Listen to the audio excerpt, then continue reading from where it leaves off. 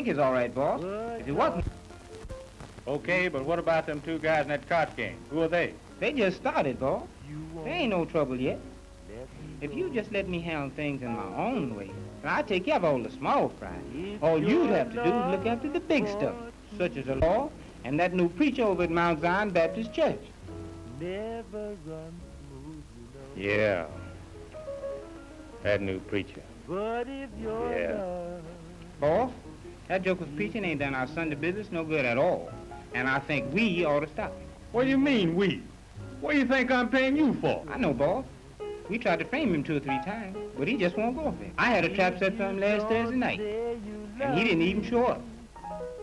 What kind of a trap was it? Well, so I got Gussie to invite him over for dinner last week. I was figuring on her getting him drunk, and I could take some pictures of him, but no dice. That was the right kind of trap, all right, but you used the wrong kind of bait. Gussie's got good looks, big hips, and all that, but she's too old. You can tell most any man with an apple, but most of them like the apples green. What do you mean, boss?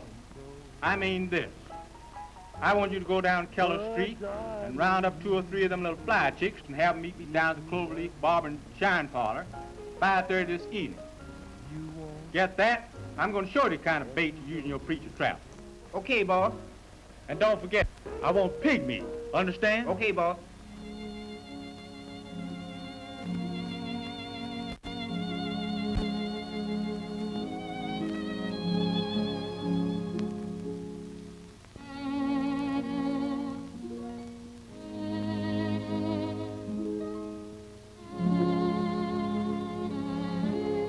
Blessed is the man that walketh not in the counsel of the ungodly, nor standeth in the way of sinners, nor sitteth in the seat of the scornful, but his delight is in the law of the Lord, and in his law doth he meditate day and night.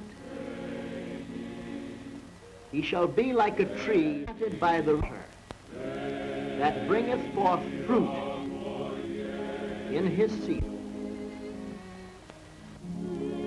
His leaf also shall not wither. What's doeth shall prosper. The ungodly are not so, of the righteous. For the Lord knoweth the way of the righteous.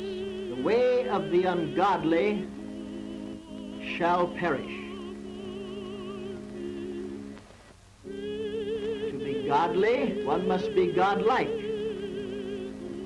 And to be godlike, one must necessarily be pure in heart. Purity of heart was the very essence of Christ's message back. Come on, boss. It's about time for us to go. What time is it? About 10 minutes to 1. I hope those girls don't get cold feet. They'd better not. Come on, boys, let's go. Come here, Sanders.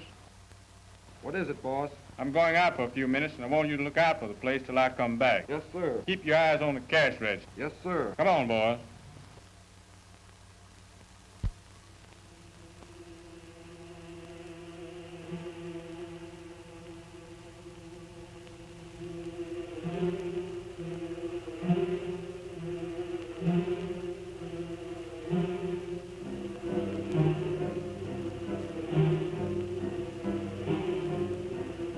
What's up, Sanders?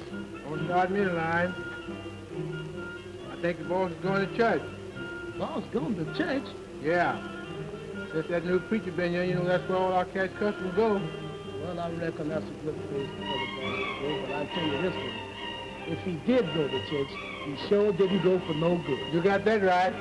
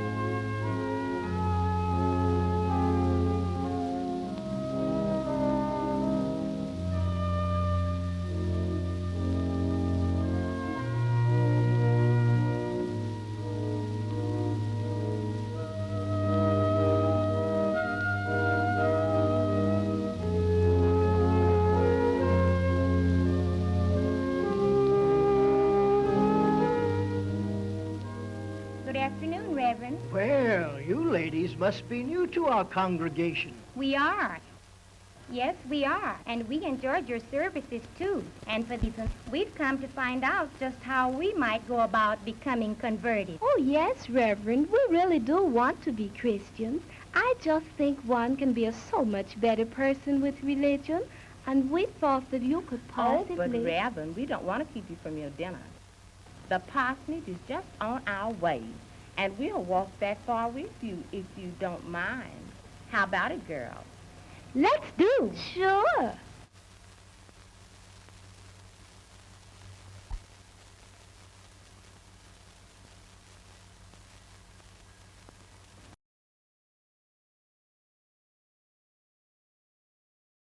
It's really going to be too bad. You sure do know, because any pose of that baby talking Mabel gets that preacher in is going to be too much for his congregation and too bad for him. That's right.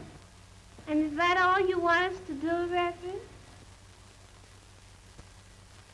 It's just as simple as that. Well, I'd like to know who you are. And I hope back to church next Sunday. I'm Mabel, and of course you can expect me back. I'm Minnie. She's May. But we have a few minutes to spare, and we might as well go in and let you tell us all about it right now. Don't you think? That's a good idea. That is, if you don't mind, Reverend. Oh, not at all. You're quite welcome.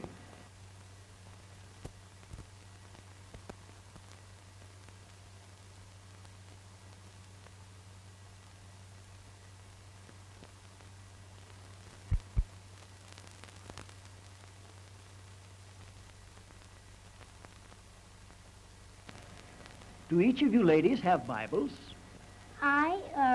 No, Reverend, I haven't. Neither have I. I had one, Reverend, but someone stole it.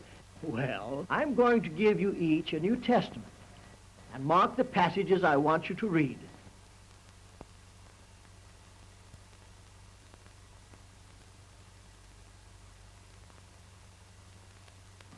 Fifth chapter of St. Matthew, 1st to 48th verse inclusive. 6th chapter of St. Matthew, 1st to 24th verse inclusive. 15th chapter of St. Matthew, 1st to 20th verse inclusive. 7th chapter of St. Matthew, 1st to 29th verse inclusive. And the 6th chapter of Romans, 1st to 23rd verse inclusive. And I feel quite sure that if you will read and digest this much of the Holy Scriptures, it will do you young ladies a lot of good.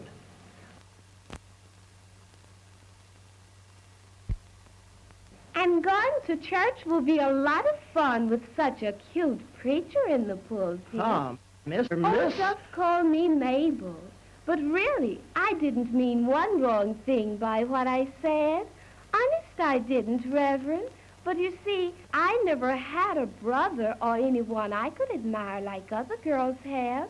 And no one has ever tried to teach me right from wrong before. And you're such a big, strong, and handsome man until I just can't. But I know. Say, what is this? You'll understand Mabel quite well with this under your belt. Thank you, Rev. Thank you. That was a beautiful pose. Thank you, Rev. That was a lily, Rev. That was a lily. Thank you. Well, Ralph, here's your first pastures. Less green, but more welcome. It's too bad, Rev, that you won't drink with us. This is your party, you know. You all ought to be ashamed of yourselves for offering that vile stuff to a minister of the gospel. Why, don't you know preachers don't drink whiskey? They drink...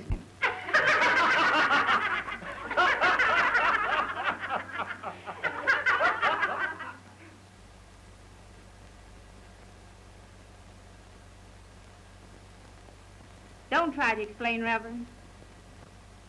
Brother Randall done told me about seeing these three girls follow you here. And little Willie told me that he saw two men getting in the back door of our parsonage while we were having services. And I knew then that the devil was busy. I know what you're trying to do, and I know who's behind it, and I know why. And if you two men have any decency in you, you'll take that picture out of that camera now and burn it up. Come on, man. Let's get out of here. You don't get out of this house until you destroy those pictures. Come on, Joe. Keep from hurting this old lady. We better go out the way we came in. Come on, girls. She was really warm. She sure was.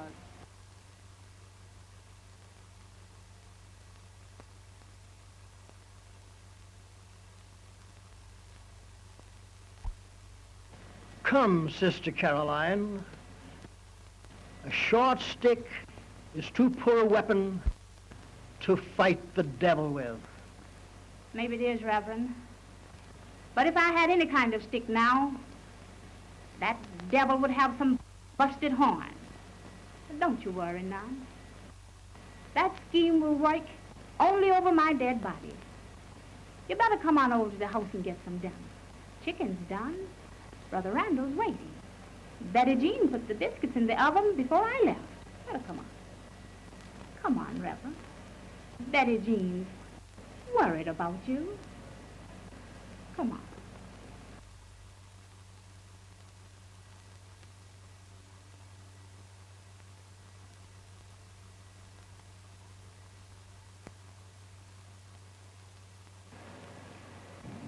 Oh, but Jasper, surely there must be some way out of this. Maybe you could just explain the whole thing to the church, and then no one would pay any attention to whatever those men might say or do. No, my dear. It's not as easy as that. But the people of our church, they love you. They'd go to any length to help you. You must realize that. Human nature is not so generous, Betty Jean. I am only a servant to my people. A servant from whom much is expected. You see, to many of them, I am a slave, not a man. Therefore, to many of them, their affections are conditional. If this thing is exposed, I can never serve them again. They must be served, and that leaves me no alternative but to resign. Oh, no, you haven't had time to think. You can't do that. Now, don't cry, Betty Jean. Don't cry. We'll turn it all over into the hands of the Lord and let his will be done.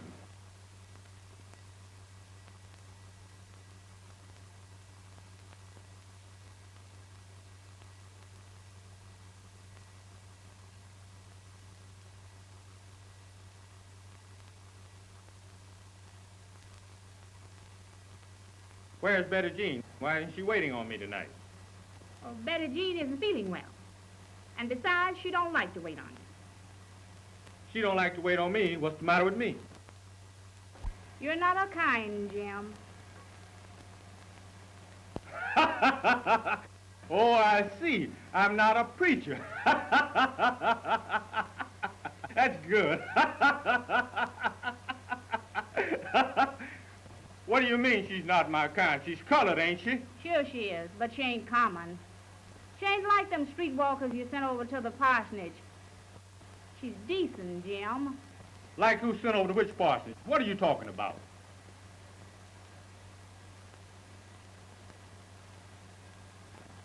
Jim, I know what happened at the parsonage today. And I know exactly who was behind it all, too. But you know, as well as I, that I'm not going to let you go through with it. Listen, Mama Carey. I've stood for a whole lot of your meddling my affairs, but this is too much. That darn preacher's been trying to put me out of business since the first day he came here. And you and that highbrow niece of yours are trying to help him do it.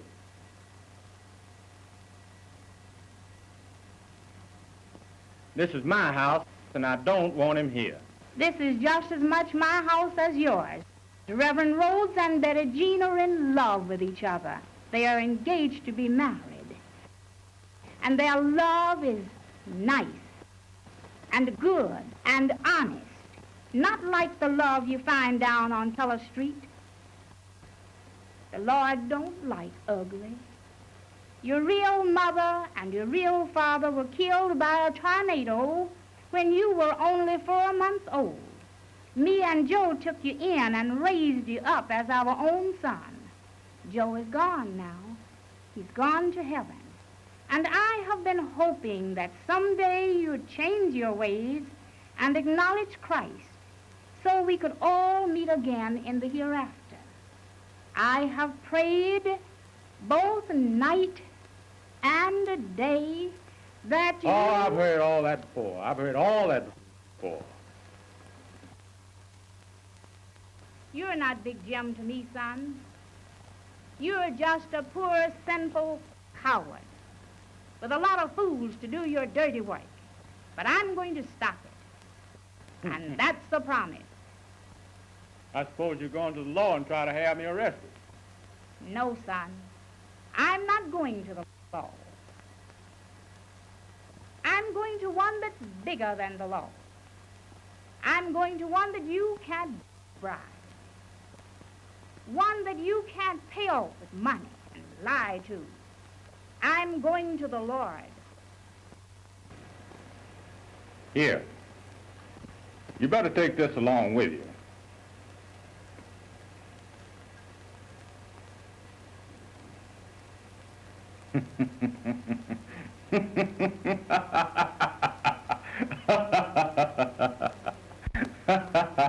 Maybe the Lord won't like the way one of his male servants is carrying on down here in Yamacraw.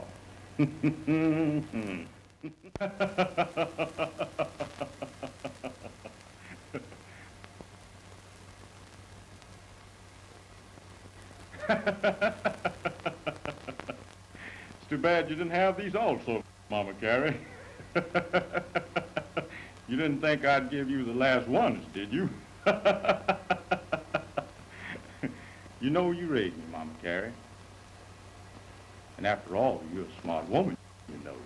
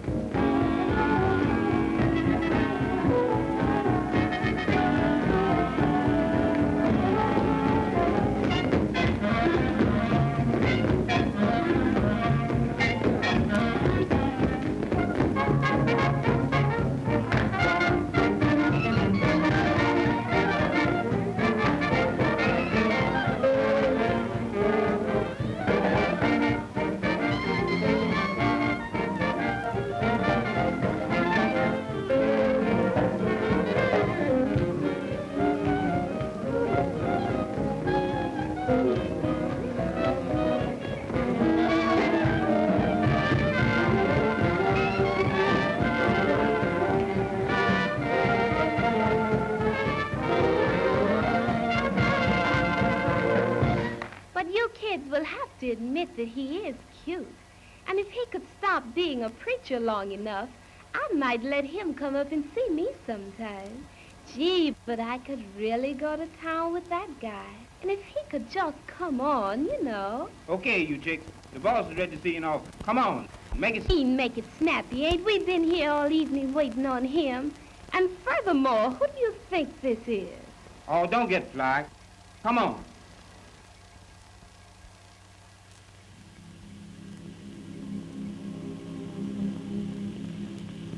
Oh, nobody knows the trouble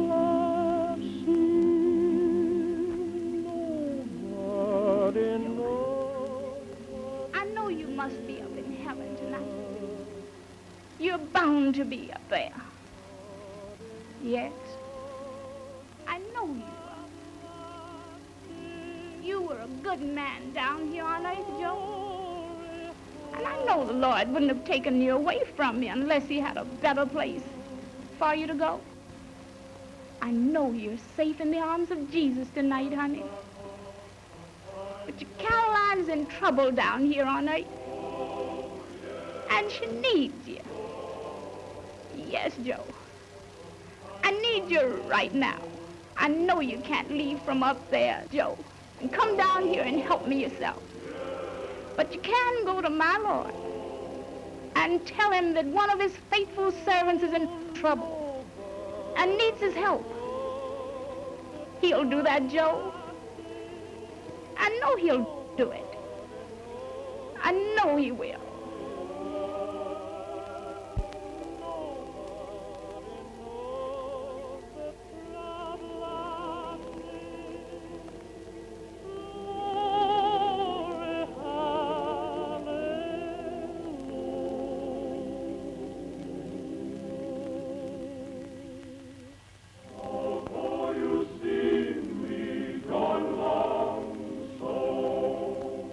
Oh, yeah.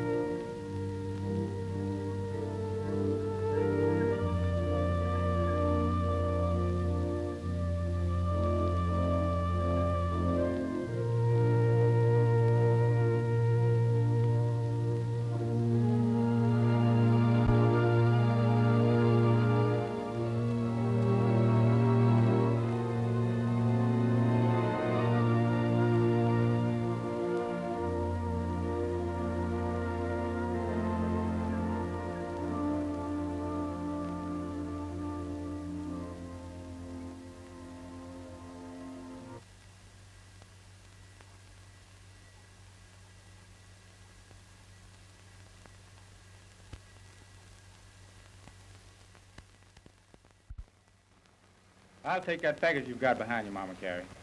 No, Jim. I'm not going to give you these pictures. I'll die first.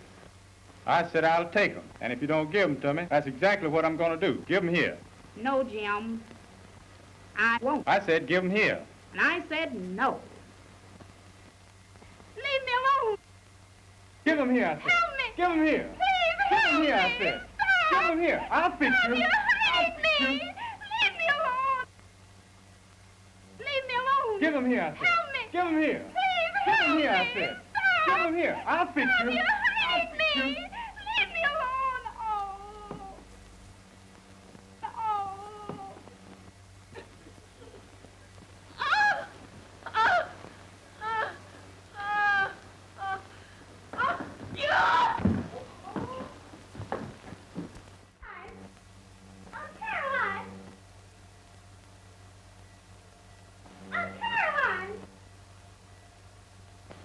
Come on, get up.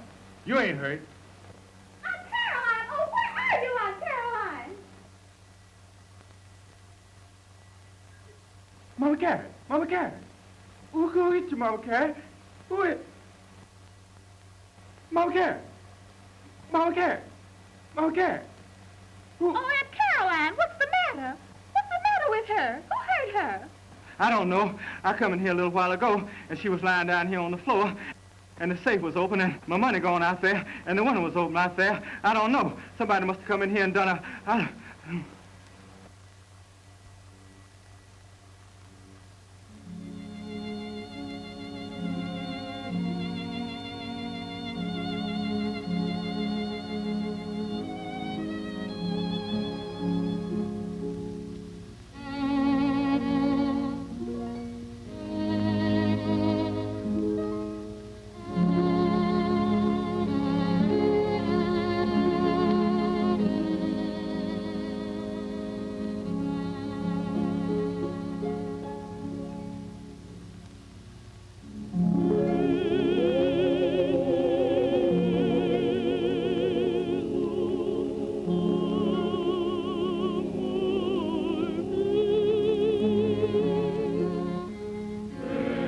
There now, my dear.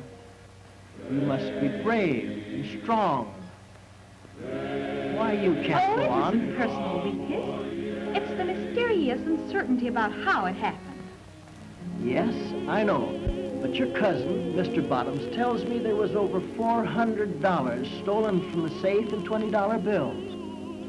And that being the case, why, it won't take long for the law to trace the burglar. That's just the point.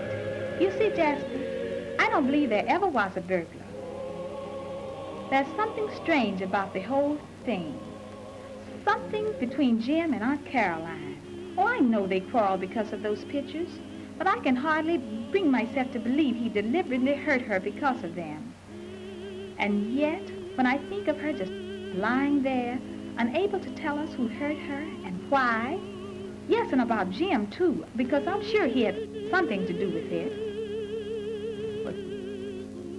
You can't judge him unfairly. After all, you weren't in the room when it happened. Then, too, you must remember that the hand which casts a stone cannot be hidden from the Lord. God works in mysterious ways, my dear. And there is no doubting about it that he performs wondrous things. And in his own good time, he'll bring the guilty to justice. You're right, Jasper. God will take care. I know he will. Sister Caroline is trying to talk, Reverend. I think she's coming too. Thank you, Brother Randall. I'll be right in. I think you'd better wait here. I'll be right back.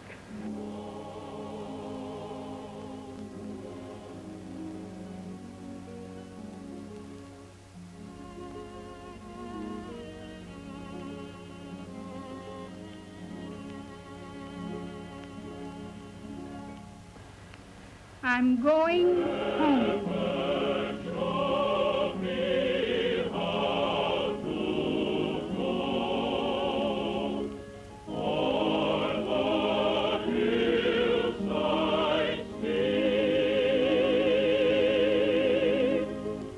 Oh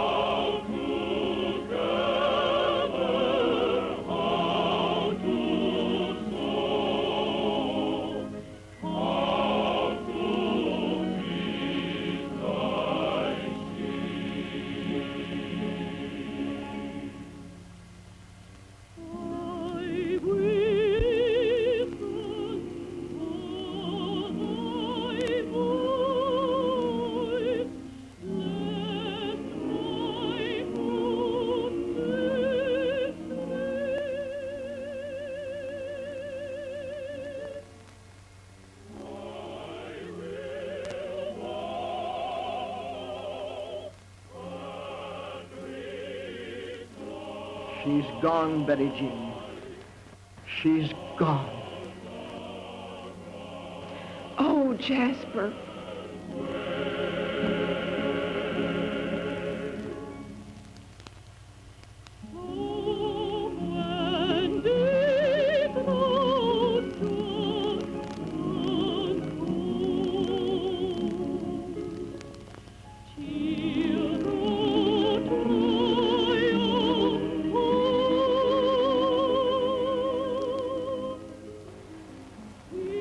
Weep not. Weep not. She is not dead. She's resting in the arms of Jesus. Heartbroken son, weep no more. Grief-stricken niece, weep no more.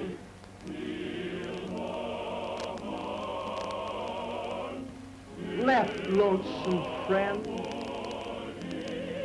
weep no more. She's only gone home. Day before yesterday morning,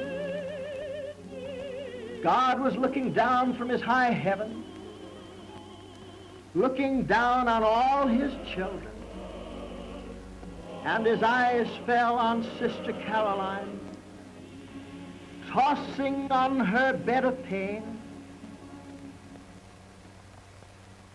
And God's big heart was touched with pity, with everlasting pity. God sat back on his great throne and commanded that tall, bright angel standing at his right hand, "Call me death." And that tall, bright angel cried in a voice that broke like a clap of thunder, "Call death! Call death!"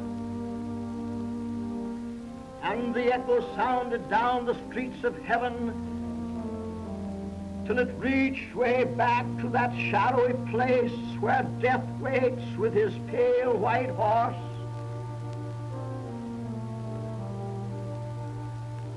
And death heard the summons, and he leaped on his fast horse, pale as a sheet in the moonlight. Up the golden street death galloped, and the hoofs of his horse struck fire from the gold. And they didn't make no sound. Up death rode to the great white throne and waited for God's command. And God said, "Go down, death. Go down to Savannah, Georgia, down in Yamacraw, and find Sister Caroline. She's borne the burden and the heat of the day. She's labored long in my vineyard, and she's tired. She's weary. Go down, death, and bring her to me." And death didn't say a word, but he loosened the reins of his pale white horse and clamped the spurs to his bloodless side, and out and down he rode through heaven's pearly gates, past sun and moon and stars. On death road, leaving the lightning's flash behind, straight on down he came. While we were watching round her bed, she turned her eyes and looked away. She saw what we couldn't see. She saw old death. Yes, she saw old death coming like a falling star. But death didn't frighten Sister Caroline. He looked to her like a welcome friend, and she whispered to us, "I'm going home." Then she smiled and closed her eyes, and death took her up like a baby, as she laid in his icy arms, but she didn't feel no chill. Then death began to ride again, up beyond the morning star, into the glittering light of glory, onto the great white throne. And there he laid Sister Caroline into the arms of Jesus. And Jesus took his own hand and wiped away her tears and smoothed the furrows from her face. And the angels sang a little song. Jesus rocked her in his arms. Yes, he rocked her in his arms and kept a saying, take your rest, take your rest, take your rest. Weep not, she is not dead. She's resting in the bosom of Jesus.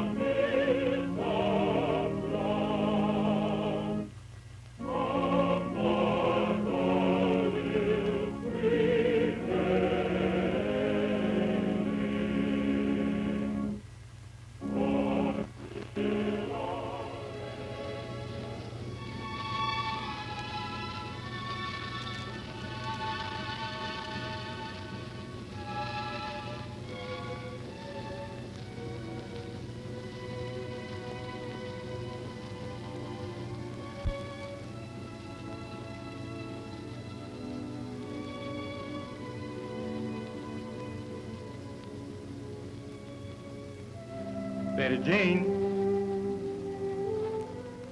You love her, don't you, Jim? Sure you do. But she's not your kind, Jim. Oh, she's colored all right, but she's not common. It's too bad, too bad. Miss Bell, will you please watch out for me? I'll be back in a little while. Yes, Mr. Bottom, I will.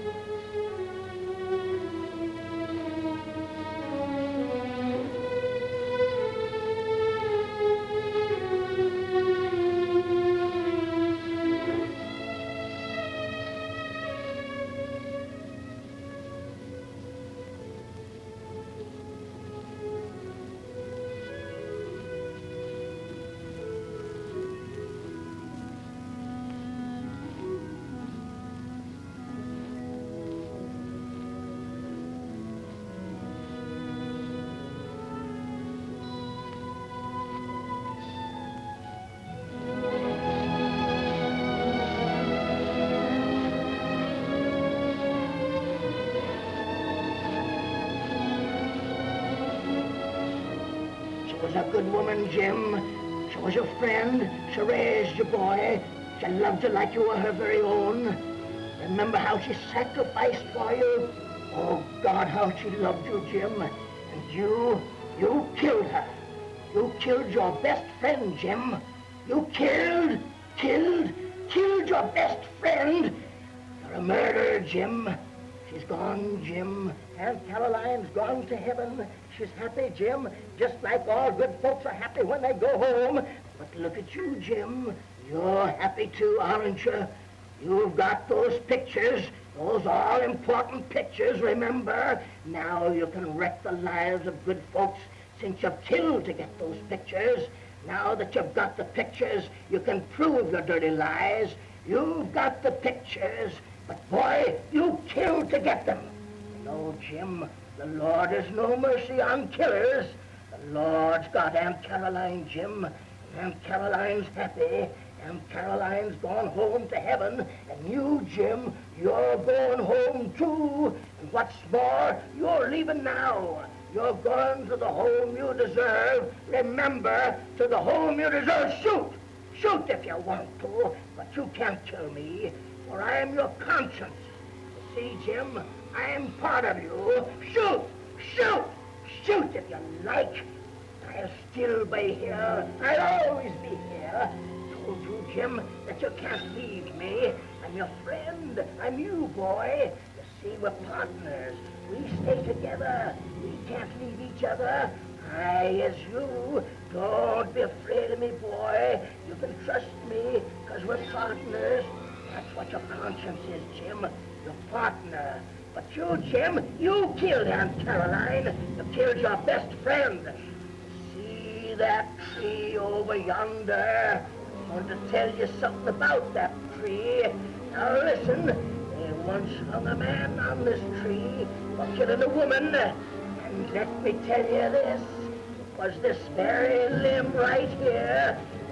Strong enough to hang you too, Jim. Better go on from here. Go on, this ain't no place for you. Run, run! Run, run, run away, boy! Run away! You gotta keep running. Always keep running, because you killed your best friend. Soon they'll be coming after you. You always go after murders. They'll catch you, Jim. You gotta keep going. You can't rest. No rest for you. Run, run. Ah, that's right. Keep running, running, running. Tired, boy? You tired? Well, rest for a while and I'll show you something. I'm going to show you where you're going home to, Jim. I'm going to show you where you're going home to. You see the gate open, Jim?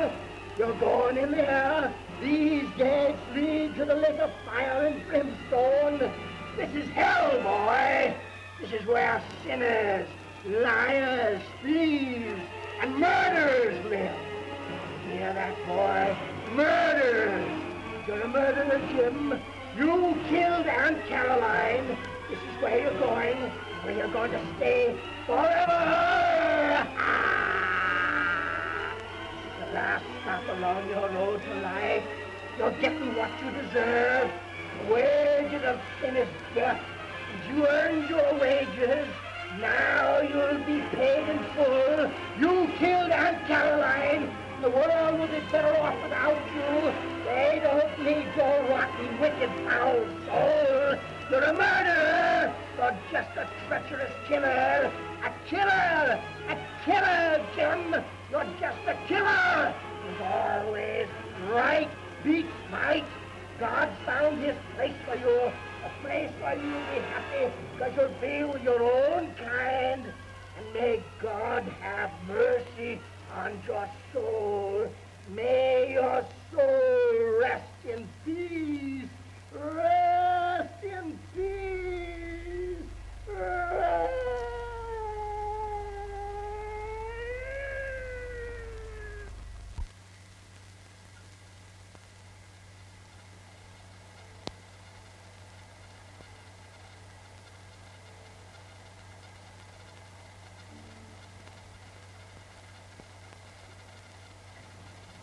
Did they find him?